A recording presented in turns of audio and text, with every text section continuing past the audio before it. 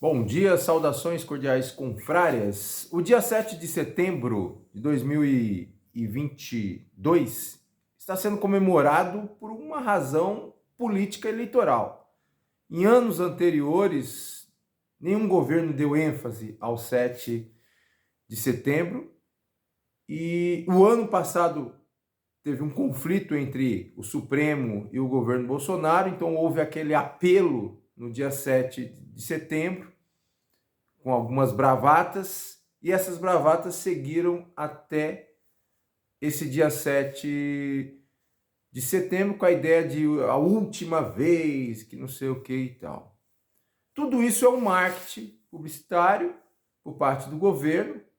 Claro que a chamada oposição também tem o seu marketing, que é em cima da pandemia, né, de milhares de mortes e tal, atribuídas ao presidente da República, e mal sabe a chamada oposição que isso foi algo que aconteceu no mundo, né? A pandemia atingiu o mundo e milhares de pessoas morreram em todo o mundo, mas a chamada oposição ou esquerda brasileira utiliza isso como um trunfo na eleição do Lula.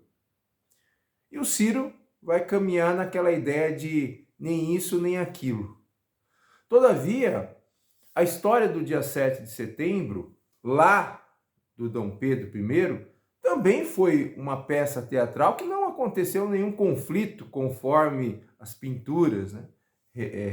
Representam o grito pátria ou morte, que inclusive a direita brasileira questiona o slogan da Revolução Cubana, né?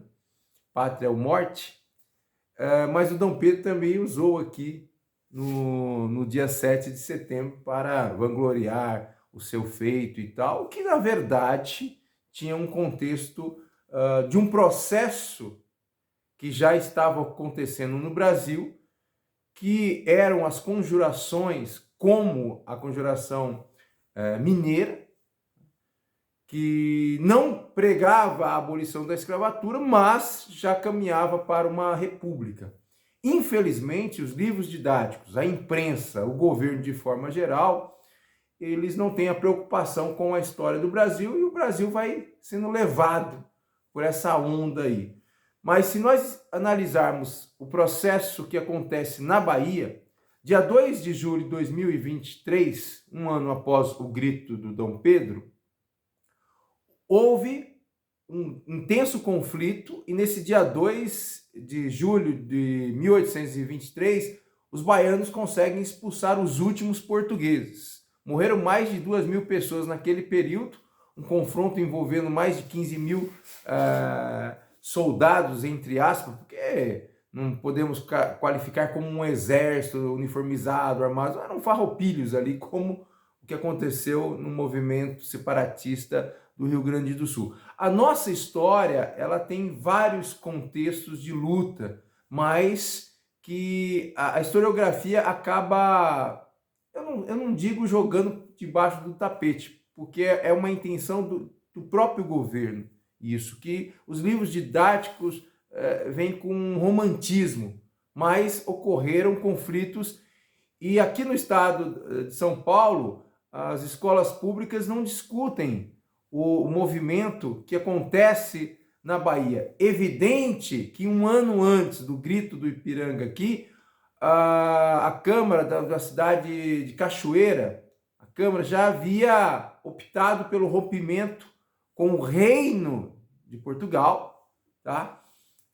E aclamado o Dom Pedro como o príncipe regente e tal. Né? Mas nós estamos falando de uma elite, é óbvio, né, que tinha os seus interesses particulares por conta das plantações, do comércio, lembrando que o Brasil deixa de ser dependente de Portugal, enquanto metrópole e colônia, quando o Dom João vem para o Brasil. E com a abertura dos portos em 1810, a gente acaba sendo subserviente dos ingleses. E aí, pós Segunda Guerra Mundial, a gente se torna dependente economicamente dos Estados Unidos. E agora, num governo que se diz de direita, do Bolsonaro, né, que é contra os comunistas e etc., é subserviente aos chineses. A economia chinesa, ela domina o mercado brasileiro. E o pior, o Bolsonaro vai lá na Rússia ser subserviente ao berço da Revolução Comunista, que dizer que a Rússia rompeu com todos os seus princípios, nem tanto assim, porque a elite que se manteve no poder desde o período da Revolução Russa continua lá. O Vladimir Putin, ele foi um agente da KGB. Então, o Bolsonaro negociou bem ou mal com um comunista ou ex-comunista. Nós estamos subservientes à China, né, que se diz comunista, não é comunismo dentro da filosofia marxista, porque os trabalhadores não estão no poder, em nenhum lugar, nem em Cuba, né, mas carregam, né, essa síndrome aí do comunismo. Claro que contribuiu para alavancar a China. Se nós analisarmos a China antes de 1949, da Revolução, ou mesmo a Rússia antes da derrubada dos czares, praticamente sempre feudal. E hoje são potências. Então tem uma influência da organização, da disciplina, da metodologia.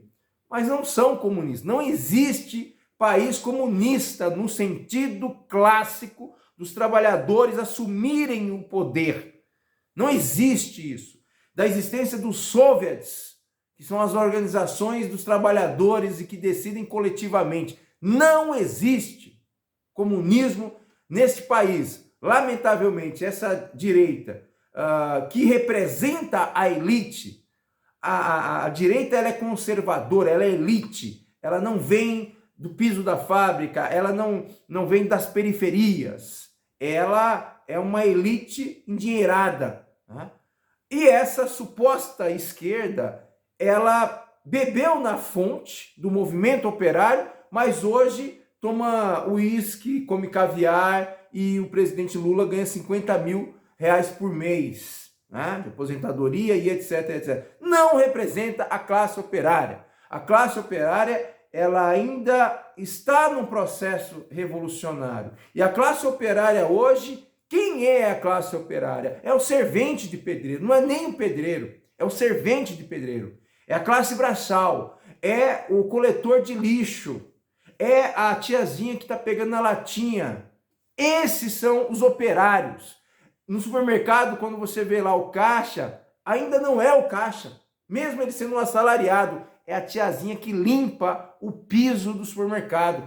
Essa é a classe operária, porque até mesmo o caixa do supermercado, ele não vai querer se comparar com aquela que está limpando o piso, né, que o próprio caixa ou o gerente do supermercado, do açougue, da padaria, vai circular. Essa é a classe operária a qual eu me refiro. Então, o dia 7 de setembro, ele é uma falácia, não houve nenhum conflito. Nós temos que entender que havia um processo na América Latina de independência.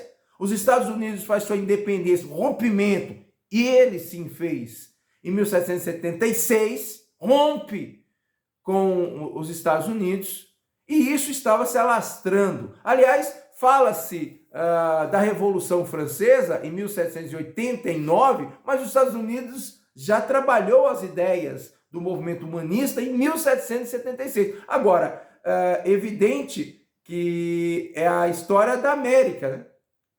A que se sobressai é a história europeia da Revolução Francesa. Então, infelizmente, as escolas públicas, elas historicamente contam uma história deturpada do processo de fato de revolução que aconteceu nessa América. Mais uma vez, a Bahia, é lamentável que os outros estados não estudem a Bahia, porque tudo começa pela Bahia, né? Então a Bahia ela tem uma expressão de luta, de liberdade, que deveria ser discutido isso em todas as escolas públicas do Brasil. Porque o dia 2 de julho de 1823, eles expulsam, mas um ano antes do grito, já havia um rompimento.